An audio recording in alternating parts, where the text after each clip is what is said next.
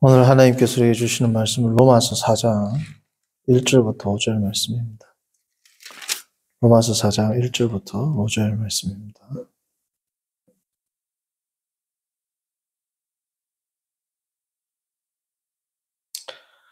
한 절씩 교독하시고 5절은 합독합니다. 그런즉 육신으로 우리 조상인 아브라함이 무엇을 얻었다 하리요? 만일 아브라함이 행위로서 의롭다 하심을 받았으면 자랑할 것이 있으려니와 하나님 앞에서는 없느니라. 성경이 무엇을 말하느냐? 아브라함이 하나님을 믿으며 그것이 그에게 의로 여기는 바 되었느니라. 이라는 자에게는 그 삭시 은혜로 여겨지지 아니하고 보수로 여겨지거니와 이를 아니할지라도 경건하지 아니한 자를 의롭다 하시는 이를 믿는 자에게는 그의 믿음을 의로 여기시나니. 아멘. 우리가 지난달에는 3장 19절부터 31절을 통해서 특별히 예수 그리스도의 구속 사역을 한 달 정도 보았습니다. 마태복음, 마가복음, 누가복음, 요한복음, 그리고 로마서까지 이르는 전체적인 내용에서 예수 그리스도께서 구속을 이루신 바, 특별히 로마서 3장 25절에 나오는 화목제물, 일라스테리온이라고 번역된 이 화목제물, 이 예수 그리스도의 구속 사역에 어떠한 의미를 지니는지를 공간복음과 로마서 중심으로 살펴보았고, 다음 주부터는 이 4장에 나오는 핵심 교리가 뭐예요? 4장 특별히 5절, 오늘 읽었던 1절부터 5절 전부인데 그 중에서도 5절을 보시면 이신칭의 교리가 나오죠. 그래서 이신칭의 교리를 다루기 앞서서 3장에서 예수 그리스도의 구속, 그리스도의 객관적 사역인 구속에 대해서 살펴보았고, 4장은 이제 우리가 믿는 믿음에 대해서 살펴보고, 믿음으로, 더 정확히는 믿음으로 말미암는 의, 이신칭의에 대해서 살펴볼 겁니다. 오늘은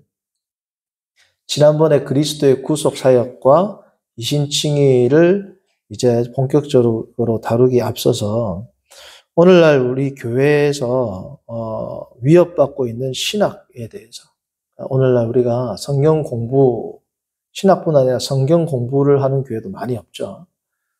성경 공부도 이른바 약간 피상적으로 흥미 위주의 공부를 많이 하는데, 진지한 성경의 상고와 그리고 탐구 없이 피상적인 성경을 이해하게 될 때 우리의 윤리까지도 무너지게 된다. 그런 내용에 대해서 오늘 우리가 이야기를 할 텐데요. 그래서 오늘 말씀의 제목은 신학 실종과 윤리 실종입니다.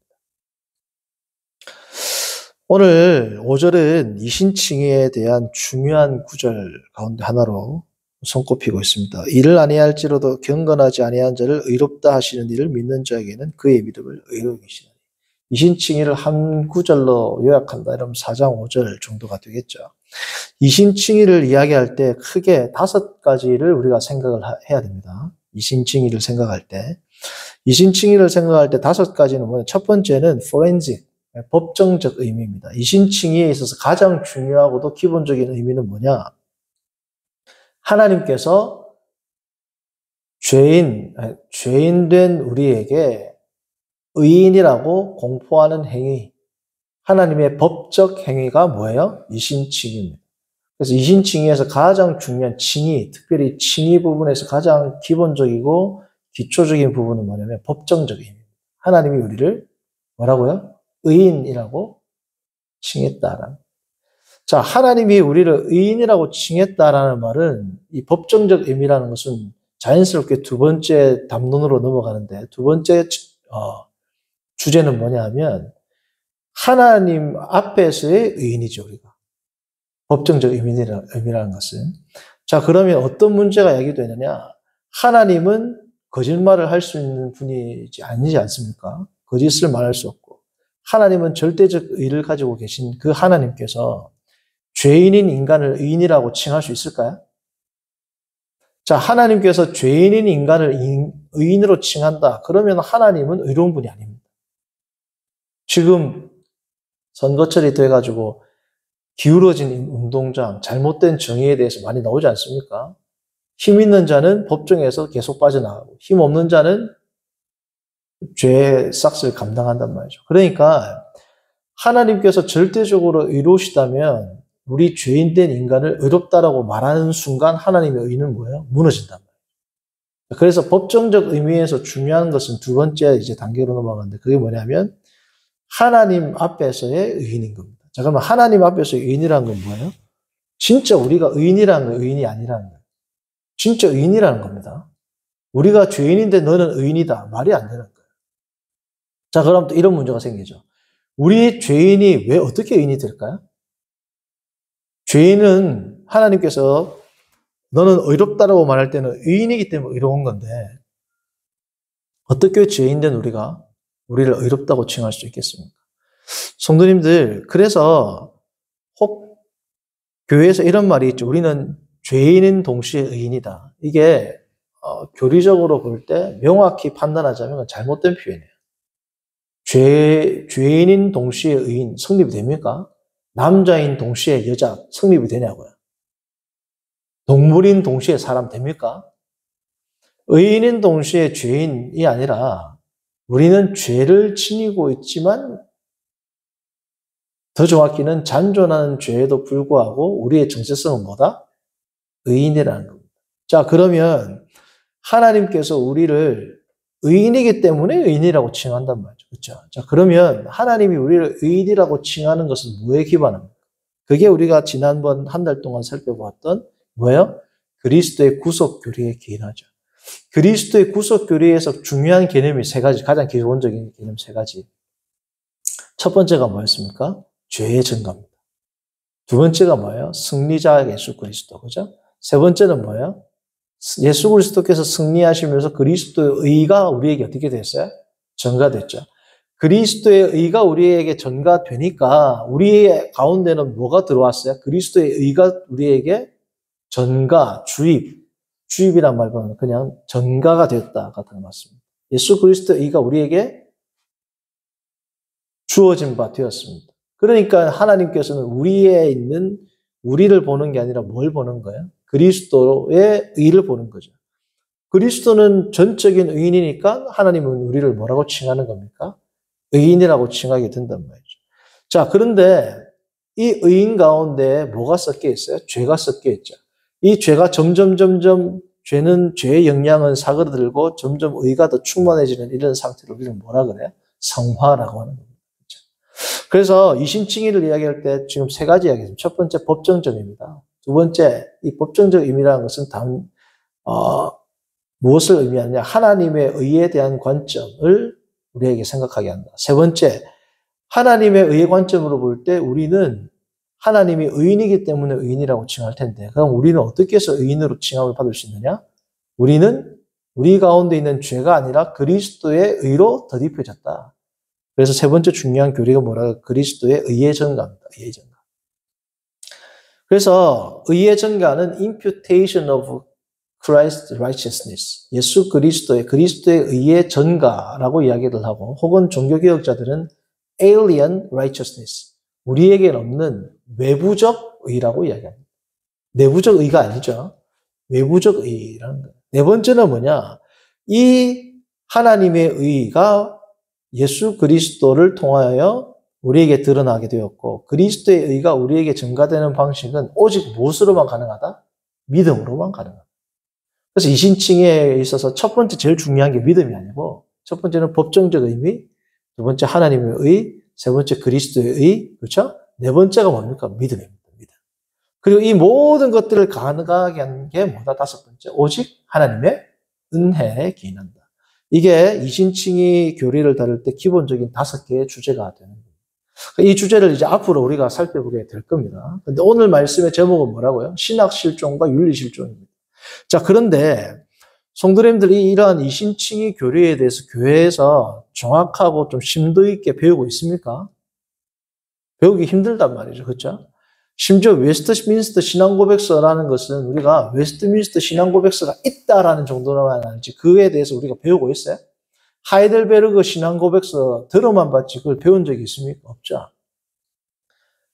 심지어 원래 종교개혁 때는 초등학교 때 유초등부 때 배웠던 소요리 문답도 우리는 배운 적이 없단 말이에요. 정통교회에서는. 왜 그럴까요? 이러한 이유 때문에 성도들의 교리가 정확하게 정초되어 있지 않기 때문에 이단에도 넘어지고, 더 중요한 것은 성도들의 윤리와 삶 가운데 기반이 없단 말이죠.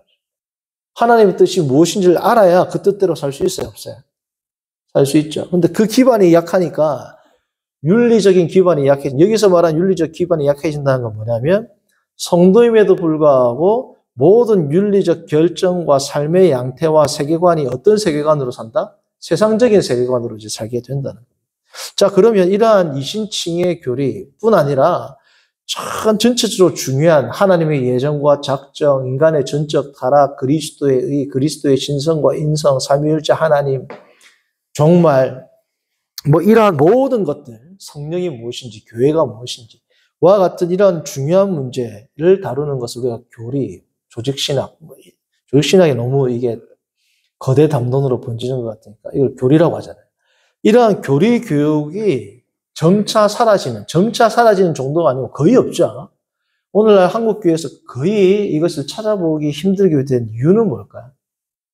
저는 이걸 크게 세 가지로 봅니다. 첫 번째는 뭐냐면, 신학이 하나님의 의 혹은 교리에 대한 필요성을 약화시키는 신학이 등장합니다. 지금 예를 들면 이신칭의에만 예를 들어서 국한한다 치면, 이신칭의에서 우리 종교개혁자들이 가장 중요한 건 뭐예요? 하나님의 의가 그리스도를 통하여 드러났는데, 그래서 그리스도의 그 의가 구속사역을 통해서 우리에게 주어졌다. 중요한 게 뭐다? 근데 우리의 믿음이죠. 그래서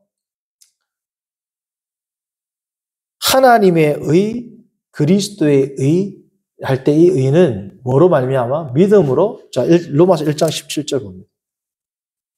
복음에는 하나님의 의가 나타나서 믿음으로 믿음에 이르게 하나니 기록된 바와 오직 의인은 뭐로 말미암아 살리라? 믿음으로 말미암아 살리라. 여기서 말하는 믿음으로 말미암아 살리라는 것은 뭐냐면, 성도가 그리스도를 믿는 것, 더 정확히는 성도가 복음에 제시된 정확한 내용의 복음, 그리스도, 복음에 제시된 대로의 그 그리스도, 그냥 이름뿐인 그리스도, 잘못된 그리스도를 말하는 게 아니고, 그러므로 하나님의 의가 나타나서 믿음으로 믿음에 이르게 하나니 기록된 바 오직 의인은 믿음으로 말미암아 살리라 한 것 같은 일 할 때, 여기서 믿음은 뭐냐면 정확한 성경, 이 복음에 기초한 정확한 내용을 믿는 믿음을 통해서 우리가 산다라는 겁니다. 근데 이 믿음으로 믿음에 이르게 하나니 기록된 바 오직 의인은 믿음으로 말미암아 살리라 할 때, 이 믿음을 어떻게 보는 이제 경향이 나타나냐? 믿음이 피스티스거든요. 헬라어 피스티스. 영어로 faith입니다. faith. 이 faith를 어떻게 보냐면, 우리가 예수 그리스도를 믿는 믿음, 더 정확히는 제가 지금 말씀드린 것처럼 성경에 계시된 예수 그리스도를 믿는 믿음으로 안 보고, 이 믿음을 누구의 믿음으로 보냐? 하나님의 믿음으로 보는 겁니다. 하나님의 믿음이라고 하면 그렇지만 우리말로 자연스럽게 번역하자면 뭐예요? 하나님의 신실함. 그리스도의 뭐예요? 신실함으로 본단 말이죠. 그러니까 복음은 뭐가 나타났다? 하나님의 의가 나타나는데 믿음으로 믿음에 이르게 한다. 여기서 말하는 믿음이 뭐냐면 하나님의 신실함으로, 그리고 그리스도의 신실함으로. 그리스도의 신실함이라는 건 뭘 의미할까요? 끝까지 하나님의 말씀에 신실했던 것. 그게 믿음이죠. 피스티스란 말은 우리가 하나님을 믿는 믿음도 되고 하나님이 우리를 향한 신실함도 됩니다. 그래서 영어로도 faith 하면 믿음, 신념도 되면 신실함도 되거든요.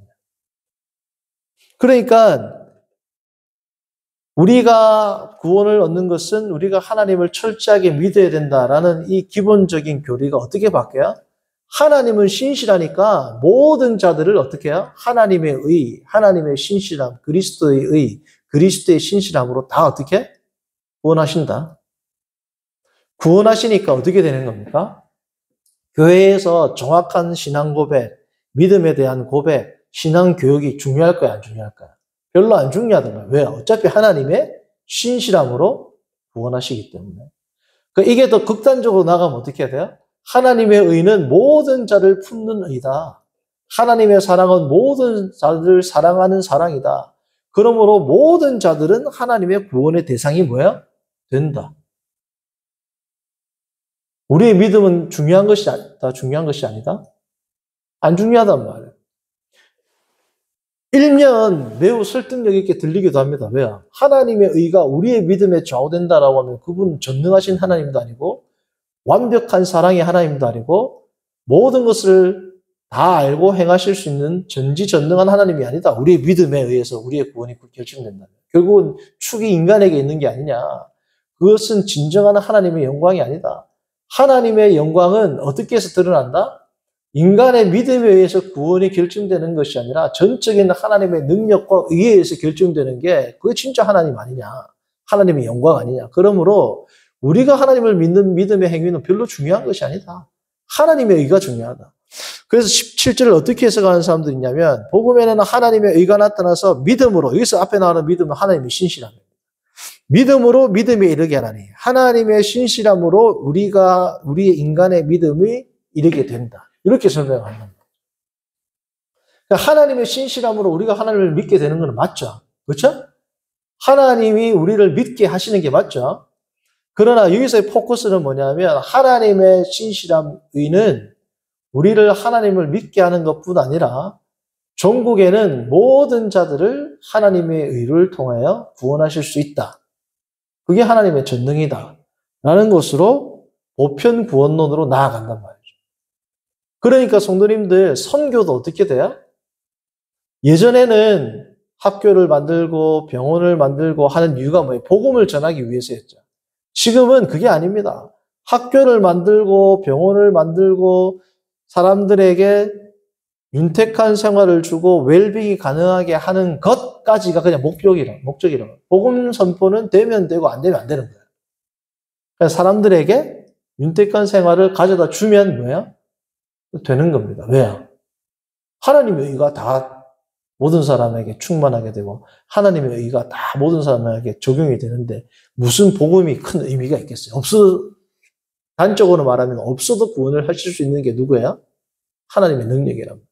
그러니까 신학이 이런 쪽으로 변질이 되게 되기 때문에 이게 부지불식간에 우리 교회에 들어오게 될까요? 안 들어가요? 들어옵니다. 그러니까 교회가 뭐 중심이 돼요? 코이노니아 중심이 되는 겁니다. 원래 코이노니아의 원래 뜻은 뭐예요? 하나님과 우리의 교제입니다. 일체적으로 제일 중요한 뜻은. 그리고 성도와의 성도의 교제예요. 자, 그런데 지금 제가 말씀드렸던 이러한 신학이 들어오게 되면 하나님과 우리의 교제는 어떻게 돼요? 무조건 확보가 되는 겁니다. 정확한 신앙의 고백이 있든 없든 성경을 제대로 믿든 안 믿든 하나님의 사랑과 의로 우리의 교제는 다 회복이 됐기 때문에 뭐만 중요해요? 우리와의 관계, 성도들과의 관계, 커뮤니티 개념, 성도들의 친교만이 중요하게 된단 말이죠. 그러니까 교회에서 머리 아픈 성경 공부나 여러 가지가 필요가 없고 그냥 뭐 하면 돼요? 재밌게 놀고 교제하고 수련회 가서도 어떻게 돼요? 프로그램이 성도님들 프로그램 보세요. 옛날에 50년 전, 10년 전까지도 아니고 20년, 30년 전만 해도 여름 성경학교나 수련회가 뭐 중심이었어요? 말씀 중심, 설교 중심, 강해 중심. 한 해 동안 아니면 1년에 2번이니까 미처 다 하지 못했던 성경을 공부하고 요절을 암송하고 성경에 대해서 많이 공부하는 게 뭐예요? 그 성경학교, 그게 여름 성경학교잖아요. 근데 요즘은 뭐로 바뀌었어요? 물놀이하고 게임하고 놀고 설교하고 공과는 뭐예요? 하나의 그냥 양념처럼 들어간단 말이에요. 왜요? 교제가 중요한 거예요. 그러니까 뭐 3가지를 다 하려고 하는데 그냥 이거 하나만 제가 강조할게요. 하나. 그리고 두 번째는 뭐냐 하면 이렇게 되니까 3가지 중에서 두 가지 말하겠죠. 두 번째, 이렇게 되니까 뭐가 생기냐? 교리는 그냥 지겨운 게 되는 겁니다. 별 필요가 없는데 왜 공부하냐 이거야. 삼위일체 하나님, 인간의 전적 타락, 그게 뭐가 중요하냐는 거예요. 어차피 우리는 주님 안에서 다 구원을 받고 주님 안에서 우리는 한 가족이 되었는데 그러한 것들이 중요한 게 아니고 지금 이 순간에 뭐예요? 우리가 나에게 효과적인 것. 내가 지금 먹고 살기 힘든데 하나님의 삼위일체에 대한 이해가 뭐가 유익하리요? 하나님의 절대적인 작정과 예정, 우리의 전적 타락이 무엇이 유익하리요? 지금 내가 힘든데 하나님이 어떻게 하면 나에게 이 상황을 타개할 수 있는 마치 뭐예요? 어떤 비법을 존수하는 것처럼 그러한 뭐예요? 신앙 지식이 필요한 지식처럼 되었단 말이에요. 실용적인 지식들. 정말 중요한 성경적인 지식이 아니라 실용적인 지식이 나에게 중요하게 된 겁니다. 왜요? 성경적인 지식은 이미 필요해요? 안 필요해요? 안 필요한 겁니다. 왜? 몰라도 되니까. 몰라도 구원받는데. 나 천국 가는데. 지금 나에게 필요한 것은 이 어려운 세상에서 어떻게 하면 내가 사업에서 성공할 수 있을까요? 어떻게 하면 내가 돈을 좀 더 불릴 수 있을까요? 그러니까 어떻습니까? 재테크 잘하는 법, 이런 거 요즘에 성도님들 교회에서 강의해요. 주식 전문가 불러가지고 어떻게 하면 주식을 교회에서 특강을 하는데 그런 거 한단 말이에요. 주식을 건강하게 하는 법. 그게 하나님의 영광하고 무슨 상관이 있습니까? 전통적 의미에서의 부흥사경회라든지 이런 게 있어요, 없어요? 없습니다, 이제. 성도님들, 제가 특별히 저는 이 오후 예배 시간에는 교리라든지 이런 걸 중심으로 설교하는 걸 성도님들도 잘 아실 겁니다. 그래서 오후 예배 설교는 딱딱하기 때문에 많은 분들이 또 잘 보지도 않지만, 그러나 이 오후 예배 동안이라도 제가 이런 것들을 강조하면서 균형이 잡히고 우리가 무엇을 믿고 무엇을 아는지를 알아야 어떻습니까? 우리의 삶과 우리의 윤리가 올바른 반석 위에 세워질 수 있는 겁니다. 그런 의미에서 지금 이신칭의 5가지 중요한 의미 있죠. 법정적 의미, 하나님의 의, 그리스도의 의의 전가, 오직 믿음, 오직 은혜. 이 부분들을, 이 주제들을 제가 다음 주부터 이제 이신칭의 그리고 믿음에 대한 이 교리를 설명하면서 특별히 로마서 안에 드러난 이신칭의 교리가 어떻게 풍성하게 계시되었는지에 대해서 조금은 신학적인 관점에서 살펴볼 겁니다. 누차 말씀드리지만 오후 예배는 약간 이런 식으로 계속 진행이 되니까 성도님들 조금은 딱딱할 수 있지만 내가 믿고 있는 바 성경에서 말씀하고 계시는 그 기본적인 기초적인 교리가 무엇인지를 정확히 알고 그 안에서 그 위에서 우리의 삶과 생활이 진리 위에 기반하는 그러한 저와 여러분들 되기를 바랍니다. 거룩하신 하나님 아버지, 오늘 말씀을 통해서 우리의 삶 가운데 신앙이 무너지고 그에 따른 진정한 영성과 윤리가 무너지는 이러한 상황 가운데 특별히 이제 이신칭의의 교리를 우리가 다시금 잘 알아서 오직 믿음으로 말미암는 하나님의 의, 그리스도의 의가 무엇인지를 깊이 깨닫고 주님 앞에 거룩하고 그리고 정확한 믿음으로 하나님의 뜻 가운데 살아가는 모든 성도들 되도록 인도하여 주옵소서. 예수님의 이름으로 기도합니다. 아멘. 하늘에 계신 우리 아버지